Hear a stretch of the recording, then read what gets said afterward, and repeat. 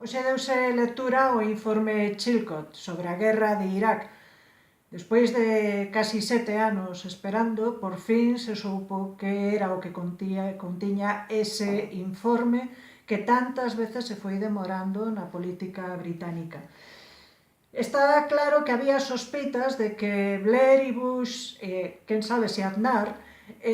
fixeron todo o posible para que esa guerra se levara a cabo. Aínda que hai datos, hai 6 puntos importantes que Chilcot quixo deixar, puntualizar, marcar como a base do informe que vai costar ou vai levar moitísimos meses ler porque é un informe inmenso. Un dos datos que máis se está vendo na prensa, nos medios sociales, nas redes sociales, na prensa, e vades ver na prensa, son que Bush e Blair estiveron en contacto e falaron da guerra de Irak e de levar a cabo a guerra de Irak pois xa dende 2002. O 28 de xullo de 2002 Blair lle confirmou a Bush que iba a estar totalmente con el, pese a que dubidaba da posibilidade de levar a cabo esa guerra. En 2003 estaba claro que Saddam Hussein xa non era unha ameaza tal como nos quixeron presentar. Chilcot explica que a guerra de Irak non era o último recurso, que aínda que había a posibilidade de resolver as cuestións diplomáticamente, non se quixo chegar a utilizar eses últimos recursos diplomáticos que aínda había lugar, que se sobreestimou totalmente, iso é o que di Chilcot, que Blair subestimou totalmente a capacidade que tiña Reino Unido de influir nas decisións de Estados Unidos, que os informes de intelixencia eran defectuosos, non só a cuestión da peligrosidade de Saddam Hussein, senón tamén as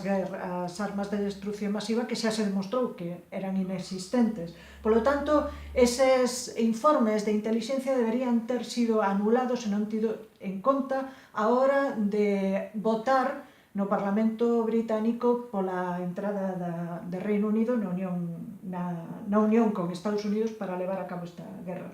Polo tanto, non había base legal, é dicir, todos os informes que se presentaron foron defectuosos, e tamén falaron de que había unha mala preparación non só das tropas, que eso costou 179 vidas, soldados británicos que perderon a vida en Irak, senón tamén que tampouco había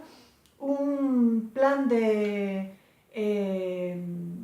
posguerra que era tan necesario e, según as normas internacionales, é fundamental. Non había. Non había e costou máis de 200.000 vidas de civiles en Irak. Isto está xenerando todo tipo de respostas. Agora mesmo Cameron estaba falando no Parlamento británico, estaba pouco menos que eliminando datos, eliminando frases como a da carta de Tony Blair a Bush, dicíndolle que, que calquera cousa que necesitara aí estaban, o sea, apoio incondicional, e o Andrew Robertson, voceiro do S&P, preguntoulle por que non estaba este comentario, igual que outros datos como as armas de destrucción masiva, na declaración oficial de Cameron. E Alex Salmond, como voz, como responsable da parte internacional do S&P, xa anunciou que vai haber moito que ler, que vai haber e que se van a estudiar accións legales contra Tony Blair, porque está claro que se crearon as condicións para levar a cabo con coñecemento de causa unha guerra ilegal de Irak, pese a que Tony Blair di que que actuou de boa fe e que asumirá toda a responsabilidade. E por outra parte, e xa por último, os familiares dos soldados caídos que levan tantos anos reclamando estes datos, tamén valoran facer tomar accións legales. Un último dato que acaba de publicar The Spain Report en Twitter e é a parte española dentro da guerra de Irak. recoñécese e recóllese no informe Chilcot que España estaba shoulder to shoulder, es decir, totalmente apoyando a Estados Unidos e a Reino Unido nesta tolería, nesta tolemia, nesta criminal e ilegal guerra de Irak.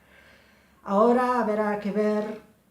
que pasos dan todos estes civiles, os 11.000 persoas que denunciaron a Aznar no seu momento e que non daba lugar, haberá que ver que é o que se fai a partir de agora, porque Aznar sabía, igual que Tony Blair, que esta guerra era ilegal e era artificialmente creada a conciencia.